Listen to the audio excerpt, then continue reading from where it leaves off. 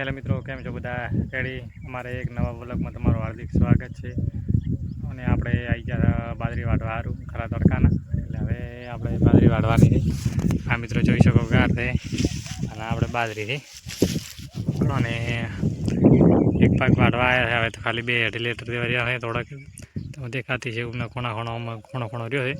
બીજી બધી વાઢી પી છે બાજરી. હવે તારા વટાઈ છે. કાલે આપણે વાઢવા વાળી જતા દેખો છે મિત્રો છે. અને વરસાદનો પણ ઘણો વાદળા કરે છે. કાઠું કોમ છે. વરસાદ ના આવે તો વરસાદ આવ્યો તો કાઠું કોમ છે ઘણો ને પાણી બોડે બધું ભરાઈ જાય છે.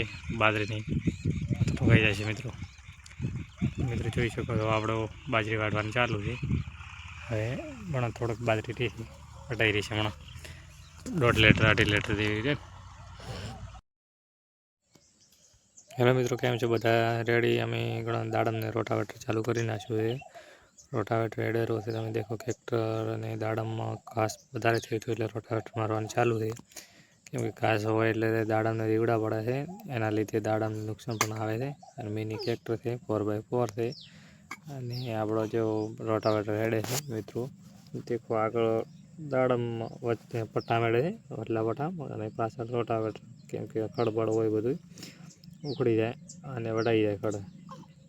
જોઈ શકો છો મિત્રો કેવું મારું રોટાવેટર હેડે છે. તમને આવું તમે કદી હાકેલું હોય તો કોમેન્ટ કરી દો કે અમે રોટાવેટર જોઈ શકો છો. આપણે ઘણો ને આમાં રોટાવેટર મારવાની છે દાડીમાં. અને આપણે નળી આ સાઈડમાં કરવાની છે. કેમ કે સાઈડમાં ના કરે તો પછી રોટાવેટરમાં આવી જાય. રોટાવેટરમાં આવી જાય નળી તૂટી જાય. નળી તૂટી જાય એટલે પછી આખો દાડો કેવો હતા માર કરે આપણો.